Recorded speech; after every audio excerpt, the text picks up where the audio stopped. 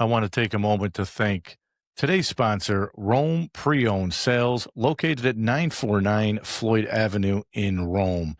If you're in the market for a quality pre-owned vehicle and great customer service, make sure you check them out. A special thank you to General Manager Anthony Mariani for his support of the Rockpile Sports Network and local sports here in the Mohawk Valley. Your sponsorship truly helps us continue to highlight our athletes, coaches, and teams. If you or your business are interested in sponsoring the Rockpile Sports Network, feel free to reach out to me directly at coachkorg23@gmail.com. Let's welcome everybody to the Mohawk Valley Sports Watch here on Sunday morning.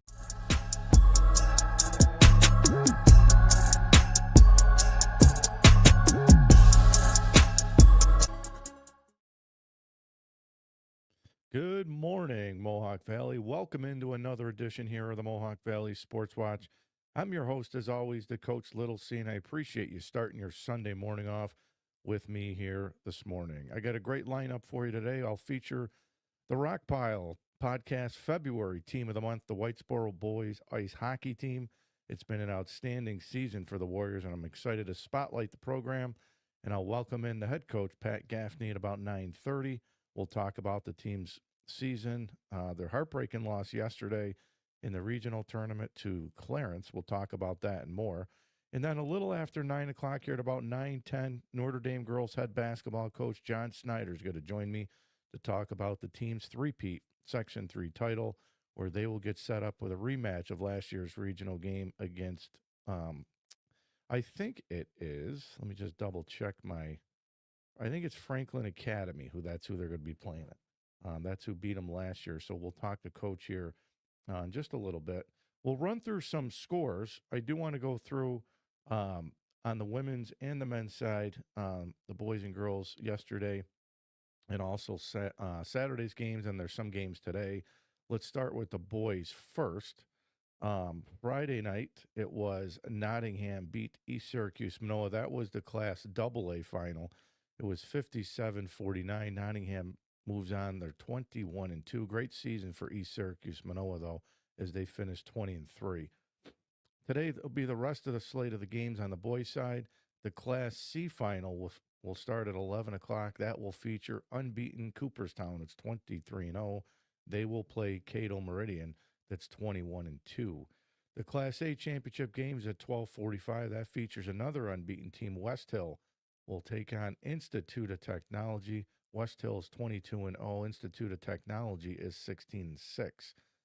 Moving on to the 2:45 game. This will be a good one. Sackett's Harbor is 20-3. They'll take on top seeded Oriskany. That's 18-2. Good luck to Coach Mark Smith in the Oriskany team here this afternoon. And then at 4:30 will be the Class AAA game, which will feature top seeded Liverpool. They will play Bishop Ludden Grimes at 4:30.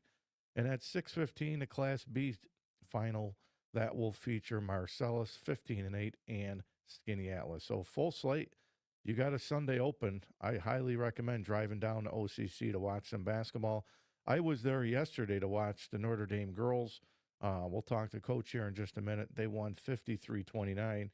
They moved to 23-0 as they beat Christian Brothers Academy and capture their third straight Class A title.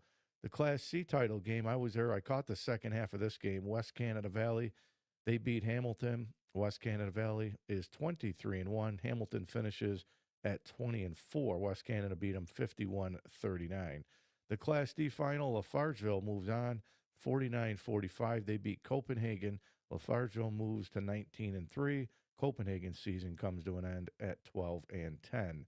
The 4:45 game yesterday featured Rome Free Academy.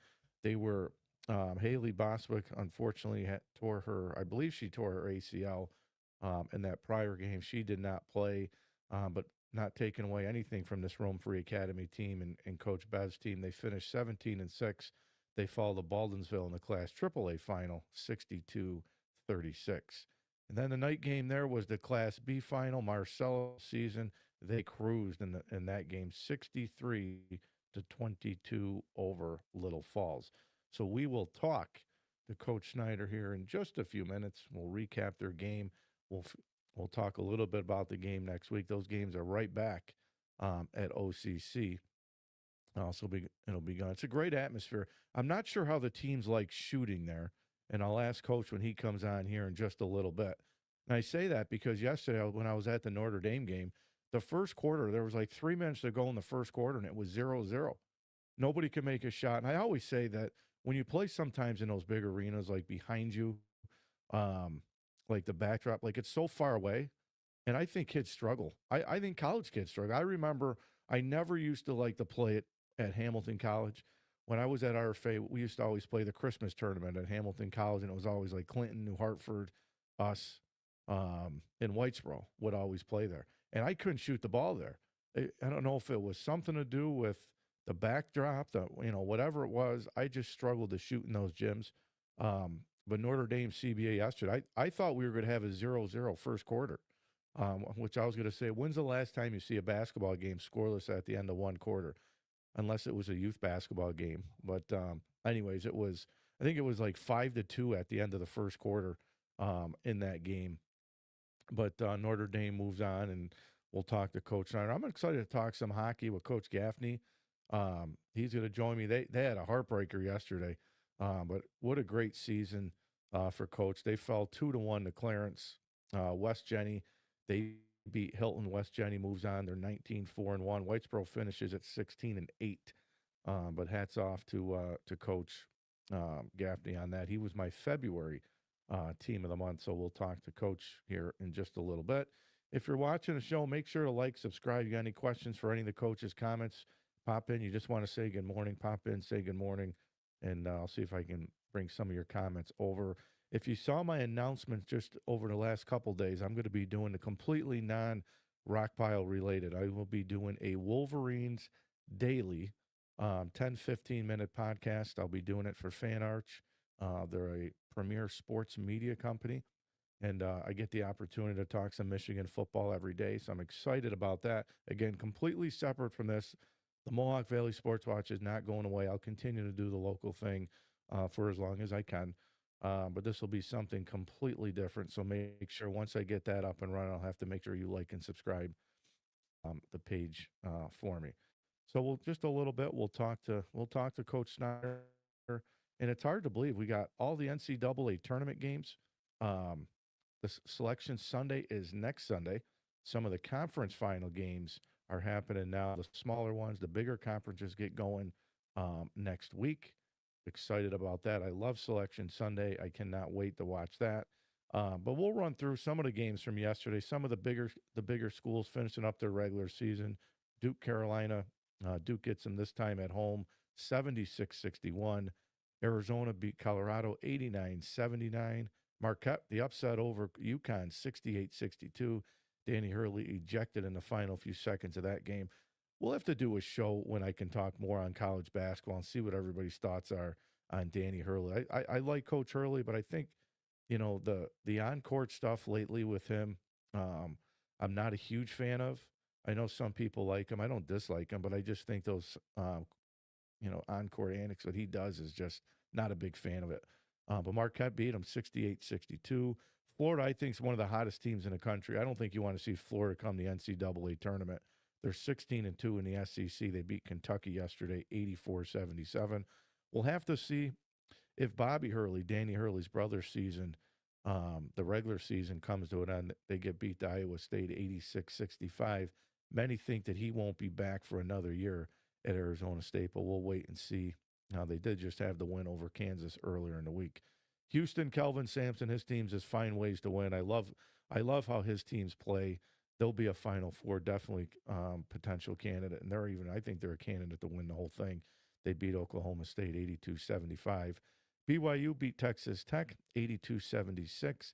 Virginia beats Virginia Tech 76-72. Kansas all over Kansas State 104-85. Wisconsin beat Purdue 97-93. Alabama beat Auburn 96-84. Stephen Pearl, the son of Coach Bruce Pearl, many came out and said that they think Auburn should be a bubble team. I don't know how. I know they got a lot of good wins, but I just don't see how you put a 16-15 team in the NCAA tournament. And the thought of them getting in over undefeated Miami of Ohio. Even if Miami of Ohio doesn't win the MAC at 31-0, they belong in. I don't care what conference you're in. I don't care if it's a youth sport. You go undefeated at any conference, I think it means something. So we'll see how the MAC plays out, because many think they got to win the MAC tournament to get in, which I think would be a shame if they don't get in and they don't win the MAC. Arkansas beat Missouri 88-84. Louisville beat Miami 92-89. Vanderbilt beat Tennessee 86-82. That's a good Vandy team. It's a good Tennessee team as well. Both teams, I think, can make the second weekend come the NCAA tournament. And George Mason in the A10, they beat St. Louis 86-57. That's the A10 games. And then earlier last night, Syracuse. I don't know how they lost that game. I was at my parents' house for a little while, and when my parents were there, they were showing the scores, and Syracuse was winning. Then last night, I was at the casino with my wife, and I look up and I'm like, they lost the game. So I didn't see the game, so I can't really talk about the game. So I can't really tell you how it played out. But disappointing season for sure for Syracuse. So let's get Coach Snyder on. I can't keep him any longer. I know he's got plans. What's going on, Coach? I'm doing well. Thank you. You are more than welcome. So let's talk. I was at the game yesterday. One of the first things I said, Coach, and I was just kind of talking a little bit about it. I don't think anybody likes shooting in that gym. It was a little bit of a struggle. We definitely came out pretty cold. Both teams. I was amazed. I knew it was a long time, but when I was reading things afterwards, that it was over 5 minutes before anybody scored. That was, you know, it was unique. Certainly different for us. We like to score the basketball, and thank goodness our defense showed up. Yeah, let's talk about that, because I thought that was the key to the entire game. Your defense was phenomenal. I thought you guys got through ball screens well. There was a couple times. They made some shots, eventually, but some of the shots they made were from well beyond the 3-point line. But talk to us about your defense. Yeah, again, we've talked about this before. It's a focus of ours. We're known kind of as an offensive team, and we want to make sure that on days like yesterday, we can still compete and find ways to win. And, you know, we work hard. We run hard. We try to get them in great shape. And they fought, they scrapped. We had a good game plan, and they executed it. And just so proud. Lily Johnson at the point of attack, and her sister Emma on the two guards. CBA has two tremendous guards that have had a great season, and we did a pretty good job of controlling both of them. So that was an absolute key to winning that game. Coach, we've talked about the culture at Notre Dame that you guys have built there, and to sustain that level of success year in and year out. This is the three-peat for you guys. What's that mean to you? It's really special. It's almost beyond my wildest dreams. You have hopes as a coach of things that you can build and things that you can put together, and obviously players are absolutely crucial to that. And we have some incredibly talented players, but they have embraced what we teach them. They have, just been open books and sponges, soaking up what we talk to them about. And it's an incredible thing, to just sit and think about 3 straight sectional championships. We've won our league for 5 straight years. Just sustained success with a group that's grown, and these 5 seniors are special, and so proud of them and what they've accomplished. Coach, I thought your role players yesterday were huge for you. Aaron had a really good second half. You talk about, the Johnson sisters have been good for you. Jules Otis was good for you yesterday, too. I know Ella gets the attention, but talk to us about the role players. No, it's crucial. Again, I say it all the time. They came out, they threw everything they could at Ella, which I think is part of our offensive struggles. We had to adjust to that. They certainly paid a ton of attention to her. They were in a box for large portions of the game, paying a lot of attention to Ella. And, every shot, it might not look for any one person like anything overwhelming. But, Emma Johnson hits 2 big threes in the first half. Yep. Aaron hits a couple in the second half. Jules goes through a few minutes where, she hit a couple shots and got a drive to the basket. And again, all while they're working as hard as they possibly can on the defensive end, pretty tired probably. But I thought, our conditioning was a big difference as the second half. We kind of just continued to work and fight and scrap, and it allowed us to pull away a little bit as the game went on. So, Coach, you guys have got a familiar team as last year, Franklin Academy. You guys played a really good game last year. They got you guys. I think last year, though, you guys were up on them and lost the lead late in that game. So any lessons from that game that you guys learned coming into the next week's game? I think that game has been with us all season long, to be honest with you. I don't think that game ever left us. It hurt for sure. It was something that we didn't enjoy. It was a feeling we didn't want. And again, just all credit to the girls. To be undefeated at this moment in time is just unbelievable. Not only to be sectional champs, but to have gone through a pretty difficult schedule. Um, we did not like that feeling. Our seniors are incredible competitors, again, starting at the top, but all the way down through every one of our players.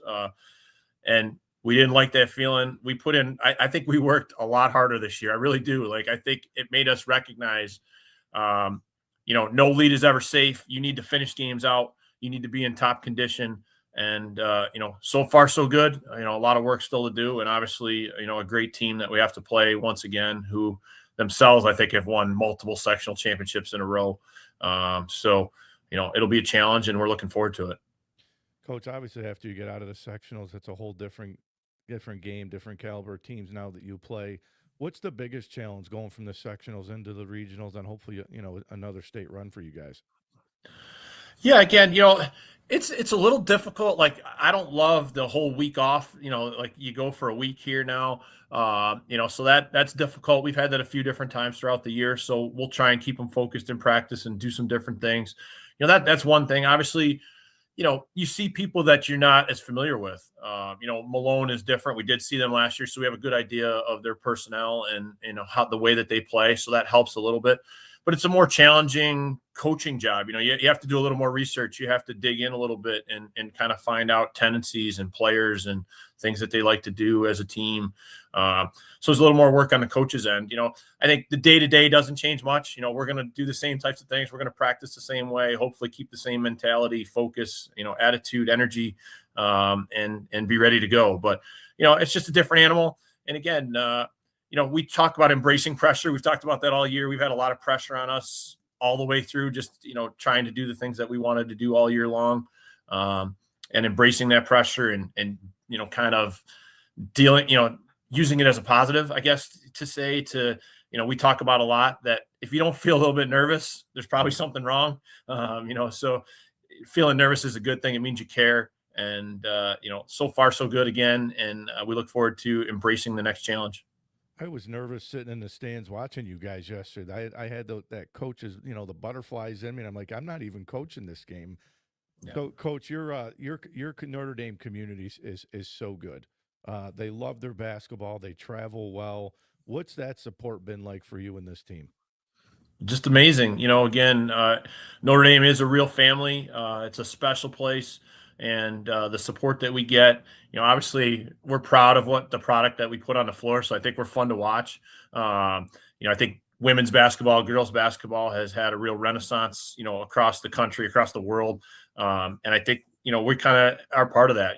We play a fun up-tempo style. And, again, Notre Dame loves its basketball. Notre Dame loves its school. Notre Dame loves its students. And that support is evident. We go into these big gyms. And, that is the hard part about that gym yesterday, too. It makes a pretty good crowd seem a little smaller than it might be. But we had tremendous support. Our student section is really into it. And just a lot of fun. The girls love that support. And I think it helps the way that they play. Well, I got to ask my guy Pete Paglier. I got to get a Notre Dame shirt now because I think my daughter's one of the biggest Notre Dame fans now. Every game we go to, somebody's giving her a T-shirt or something. So I have to see if I can get a Notre Dame shirt for next week. Sounds good.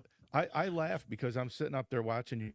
I'm like, how do the Trinkus girls have all this stamp? Like, they don't come out of the game. I'm like, how does Ella not get? I'm like, Coach, you got it. You were up double digits. I was joking. I'm saying, all right, he's going to get her out for at least a minute. Let her get some water. How do these girls have that much stamina? They never come out. Do they ever? Yeah, we ride them. We ride them as long as every moment that they're available and able to breathe. We keep them on the court, and they do a great job with it. Again, we have changed our mindset. In my 5 years of coaching, we have become much more focused on our conditioning. I think it's something that is incredibly important. Again, the style that we want to play, we want to run.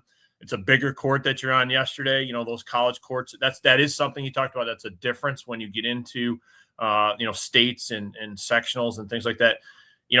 some people might not realize, but most high school courts are shorter than those college courts, and it makes a difference. It does make a difference, and the girls will tell you they might not like it too much, but we run a fair amount. We keep ourselves moving, and even when we're just practicing, we don't do too many stationary things. So hopefully they're well conditioned. And I think they are, and they showed that yesterday. I think conditioning mattered. Like that third quarter into fourth quarter, we were still doing the things we wanted to do, and I think they tired a little bit. Keeping up with our pace.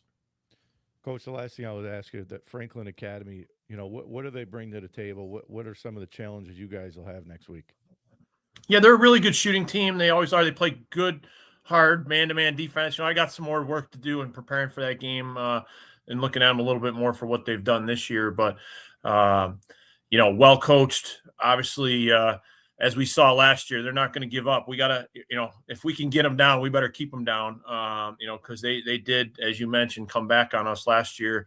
And, again, just – a team that's used to success, a team, that is important. I think that's something in the culture that we've built is you start to believe you're going to find a way. Like yesterday, we struggled for a long time. And, we talked about just keep doing what we do, just keep, the process and the little things, and eventually it's going to come through. And winning programs have that. They have that at Malone. And so obviously that will be a big challenge for us.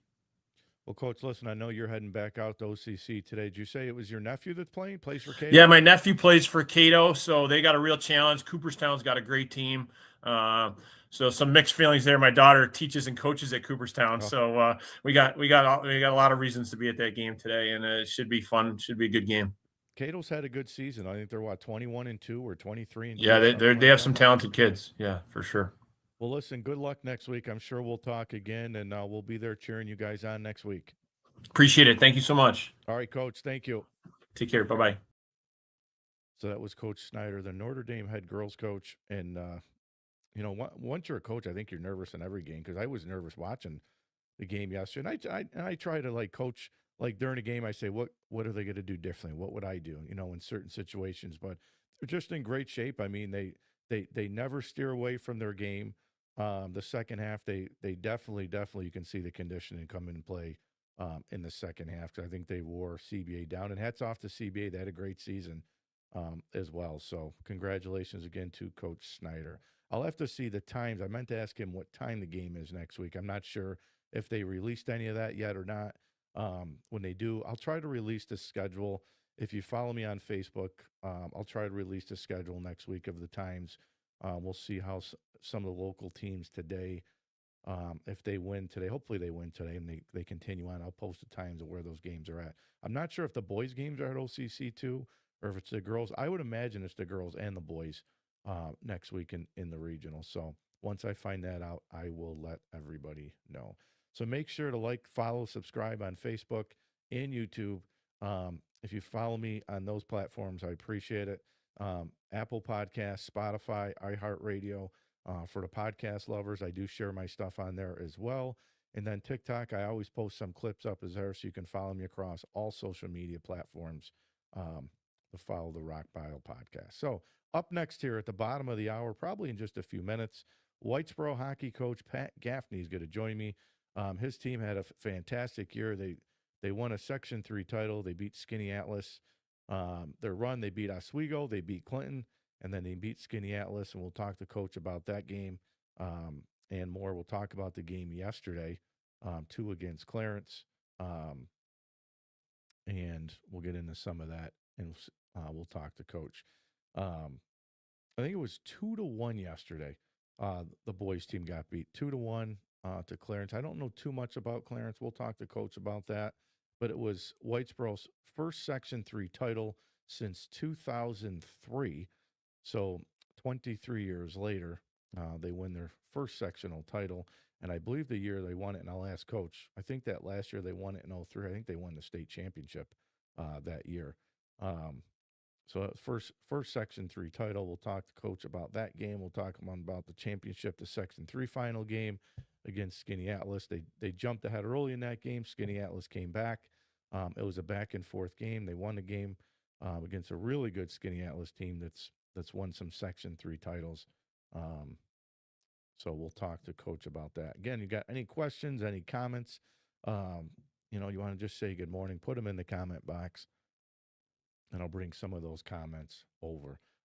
I'm excited for March Madness. We'll see what Syracuse does.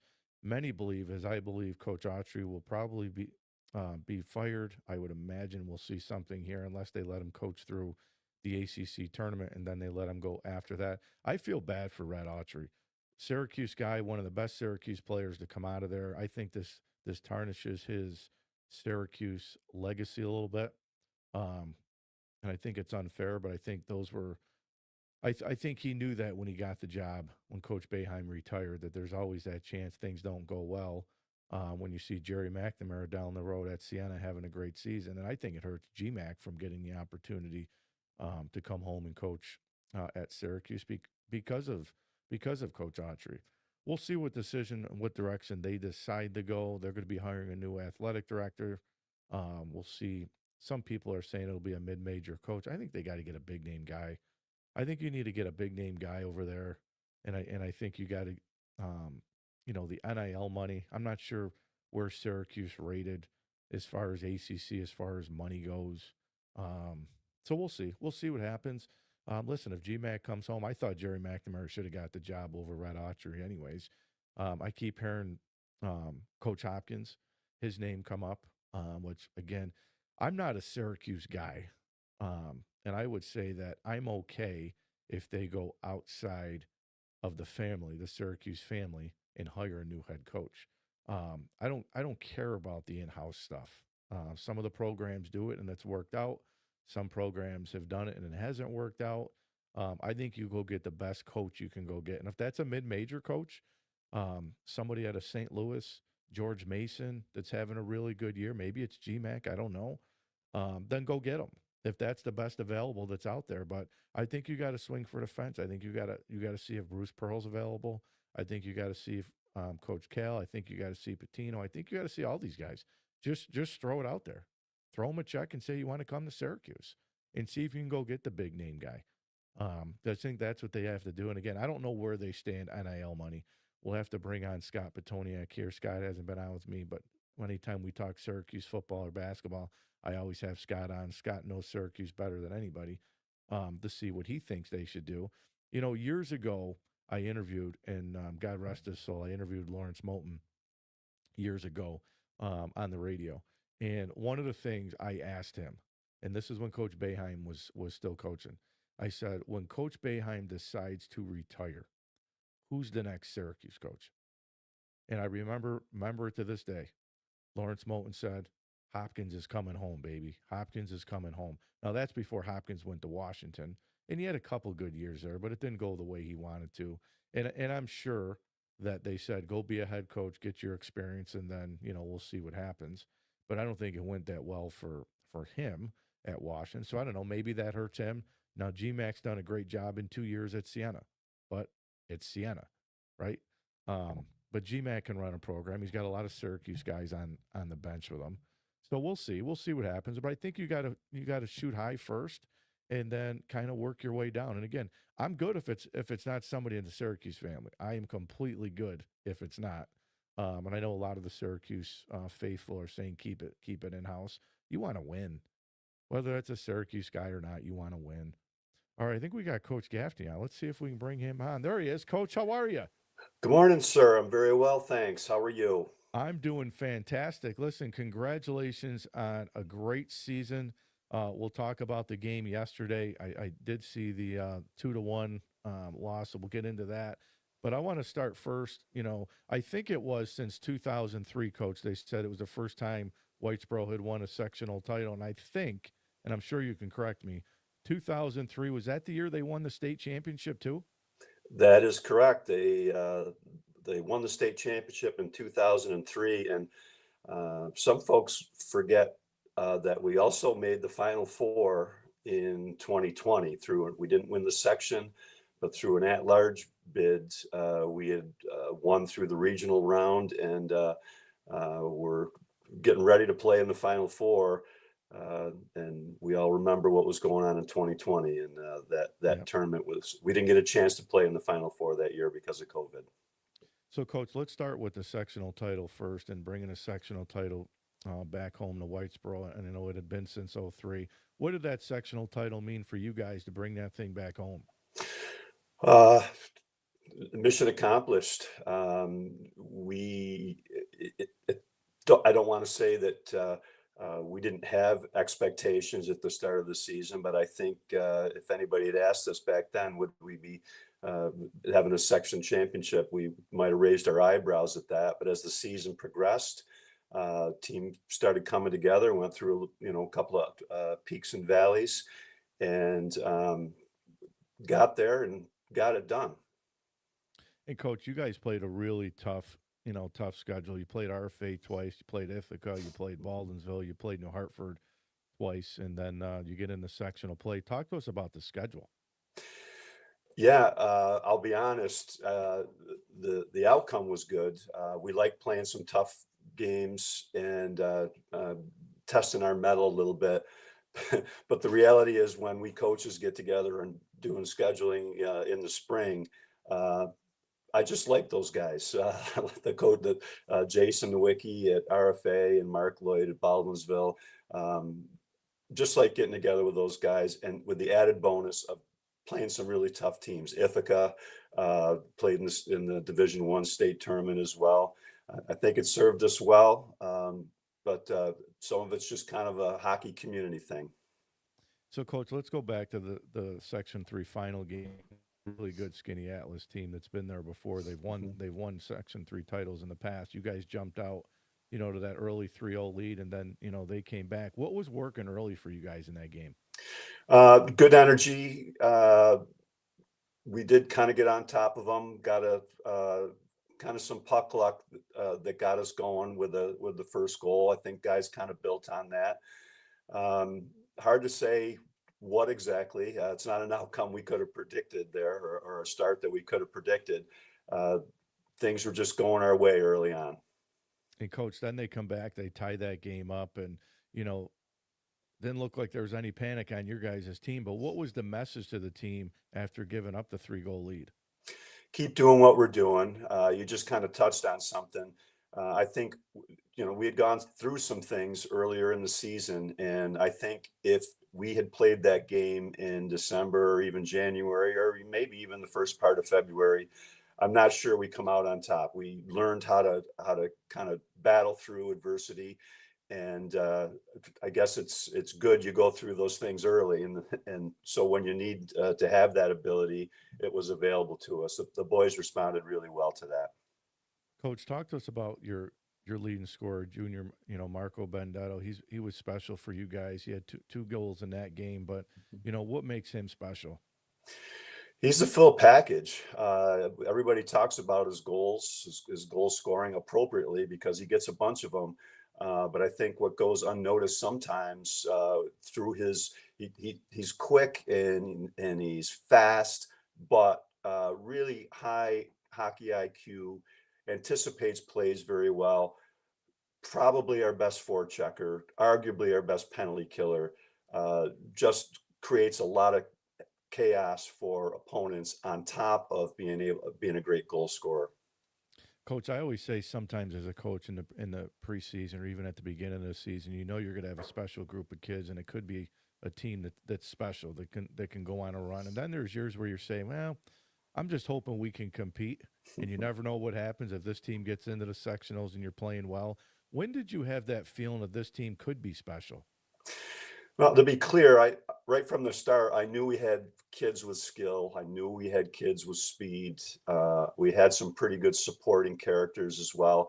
What I was a little bit concerned about was our ability to play through adversity, which we learned to do, and to kind of play together. And we had a tough loss the last game of the regular season against Oswego, and it was, I think, in part due to some individual play going on, and following week in practice, we had some discussions off the ice about what we could do differently. The discussions kind of concentrated on power play specifically, but it really carried over to 5-on-5 play. The outcome the next week against the same team was a 9-3 win. It carried over to a 7-1 win against Clinton, and then the section championship. So I guess to answer your question directly, it was pretty late in the season when they started the team started gelling, as they say, and started moving the puck a little bit better and moving away from the puck and getting into space a little bit better. That's when they really started to shine. Yeah, and you just answered my next question because I was going to ask you. You guys played really good down the stretch in the regular season. How important was it to play well at the end of the season, and then you guys went on that great run in the sectionals? Yeah, I guess I'm not sure. I'd say we played real well down the stretch. We had a really nice win on senior night against New Hartford. Great atmosphere, 2 student sections going at each other, kind of like old times.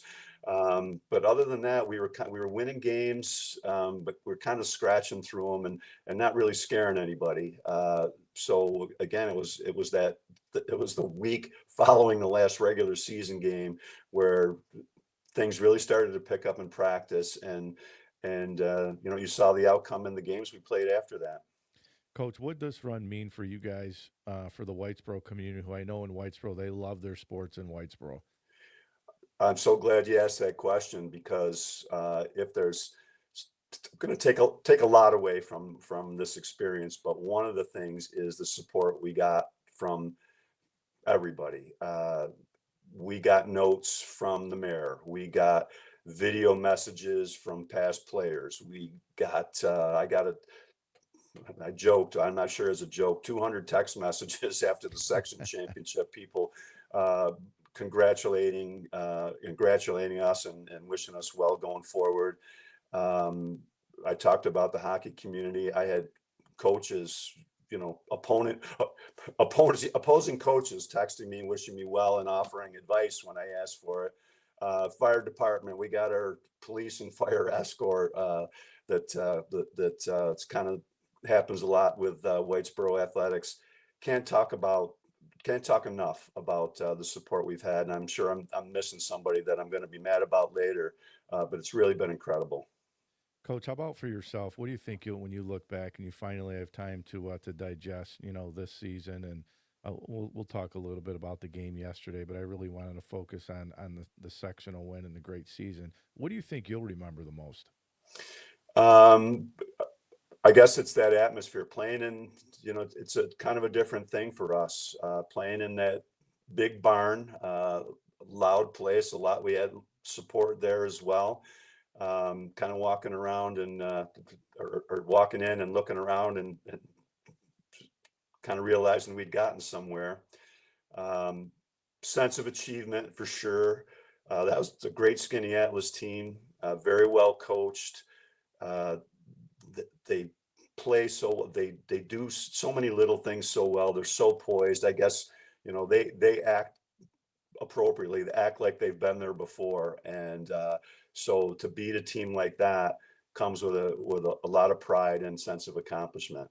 And Coach, how about from the players' perspective? What do you hope someday when they look back? Because listen, winning a Section 3 title is hard. There's been years where teams have been undefeated at 20-0 in basketball, and they don't get there or they lose that game. What do you want your kids to remember the most? Yeah, you can ask some of the hockey teams out west. There were some big upsets out there through their sectional tournament. I just hope they feel pride about what they've accomplished. I hope they remember that and not necessarily think about some of the disappointments we've had. I know that without giving too much away, there was a lot of emotion in the locker room yesterday. So I hope they all remember what they felt for each other through the season that kind of all came to a head in the last couple weeks. I guess those are the things I'm thinking about. And Coach, let's talk about that game from yesterday, 2-1. I think Marco scored the goal for you in the second period. You guys fall 2-1. Talk to us a little bit about that game. Great game. We were pretty sure going in that 2 very similar teams, high-powered first line that could. Each team had a line that could dominate a game with a cast of supporting characters. We knew that their goalie was coming in with about a .950 save percentage and a 1.8 goals against average. So no, we knew he was going to be tough. Not a lot of room out there, so neither team had a lot of space to do too much fancy stuff. I think both teams defended very well, got into passing lanes, got into shooting lanes. We blocked a lot of shots. Uh, just tight defensive battle. We controlled their top line had something like 56 goals in the regular season. So high-powered offense that we controlled pretty well. We just couldn't get quite enough done offensively. Credit to their D. I think our guys have become used to beating teams with speed and quickness, and we had to adjust yesterday. Their defense were pretty quick and didn't allow us to get too much off the rush. We needed to change gears a little bit. Didn't quite get it done. And Proud of the effort, though. And I asked Coach Snyder this question too, and I'll ask you the same one. Is it's always different when you get out of sectionals, you get into the regionals and a state tournament. What's the biggest difference from from your perspective with hockey? Because I don't know too much about the hockey side of things, but what's different? Not a lot different. I guess you go to a different section. They've got some tweaks to their protocols and things like that.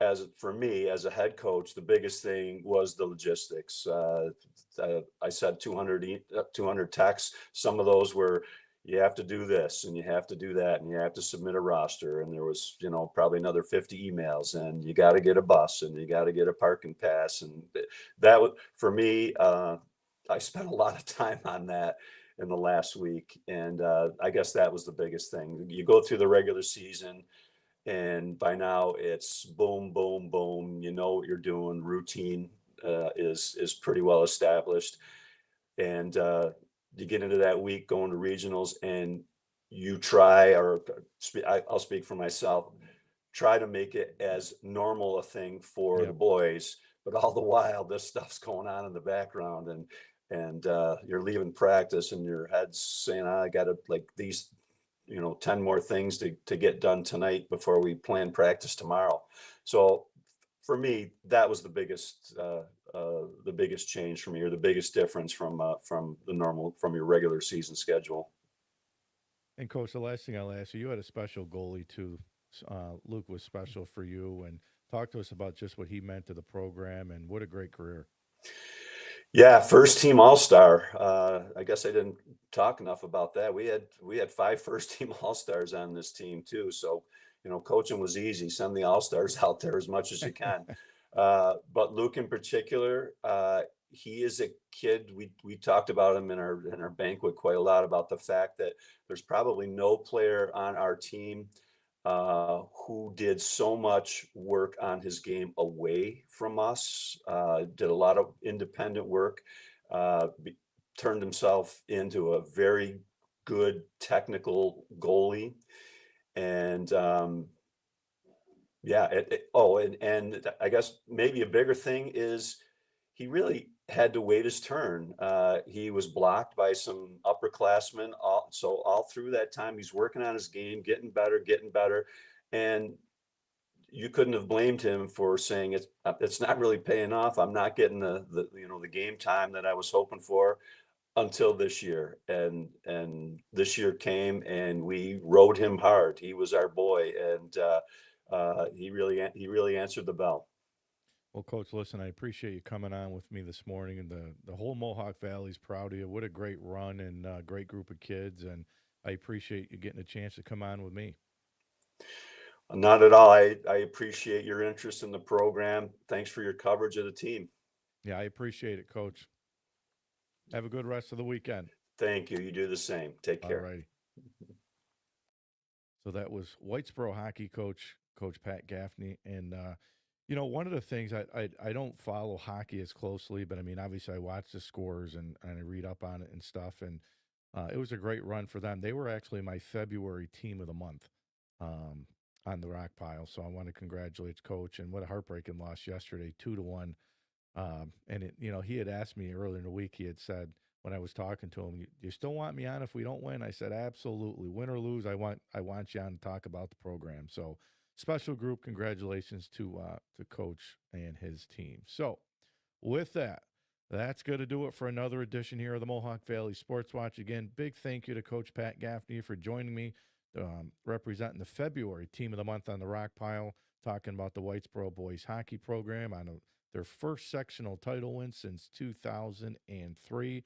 I want to thank Coach Snyder for jumping on with me this morning as well. Best of luck to his nephew today as Cato Meridian tries to beat Cooperstown, that's unbeaten. And thanks as well to all the coaches who were able to join and follow me across the Mohawk Valley. And for everybody here listening across the Mohawk Valley, I say thank you for spending your Sunday morning with me. Enjoy the rest of your weekend supporting local teams. And again, make sure to like, follow, and subscribe so you never miss an episode of the Mohawk Valley Sports Watch. Have a good rest of your weekend, everybody.